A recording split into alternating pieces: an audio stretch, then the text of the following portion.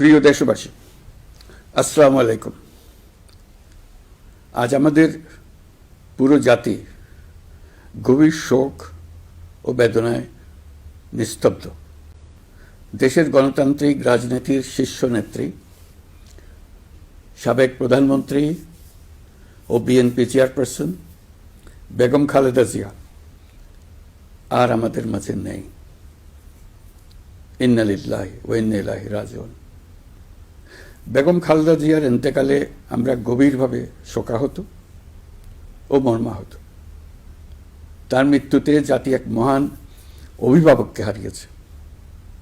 এই গভীর শোকের মুহূর্তে আমি তার পরিবারের সদস্যবৃন্দ, রাজনৈতিক সহকর্মী এবং অগণিত কর্মী সমর্থকদের প্রতি সমগ্র জাতির পক্ষ থেকে আন্তরিক সমবেদনা জানাচ্ছি।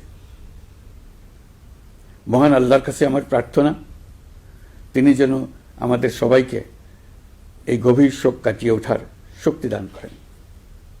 বেগম খালেদা জিয়া ছিলেন বাংলাদেশের রাজনীতিতে এক পরম মহিমান্বিত ব্যক্তিত্ব। গণতন্ত্র, বহুদলীয় রাজনৈতিক সংস্কৃতি এবং জনগণের অধিকার প্রতিষ্ঠার সংগ্রামে তার অসামান্য ভূমিকা ইতিহাসে অম্লান হয়ে থাকবে।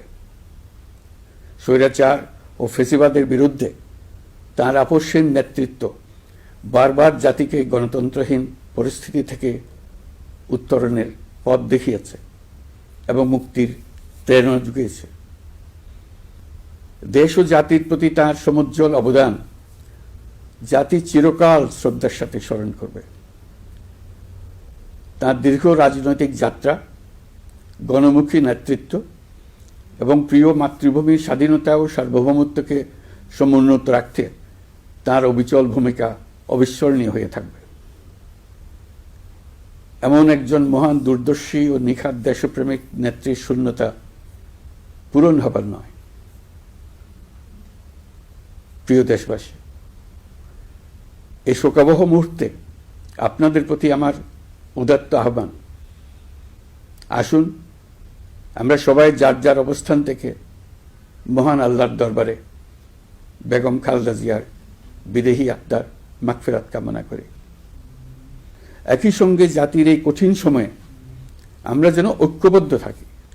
শোকের এই সময়ে কেউ যেন অস্থিতিশীলতা বা নাশকতার অপচেষ্টা চালাতে না পারে, সে বিষয়ে আমি সবাইকে সজাগ থাকার আহ্বান জানাচ্ছি।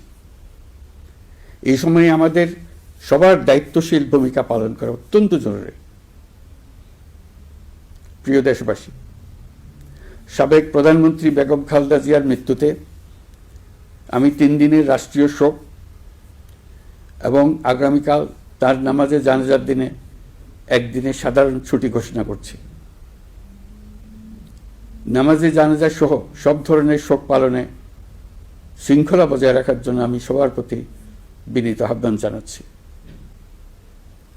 প্রিয় দেশবাসী, আমি জানি আপনারা সবাই এই সময়ে অনেক আবেগাপ্লুত। আমি আশা করছি শোকের এই সময়ে আপনারা ধৈর্যের পরিচয় দেবেন এবং তার জানাজা সহ সকল আনুষ্ঠানিকতা পালনে সংশ্লিষ্ট সবাইকে সহযোগিতা করবেন। মহান আল্লাহ তাআলা আমাদের সকলকে ধৈর্য, শক্তি ও ঐক্যবদ্ধ থাকার ক্ষমতা দেন।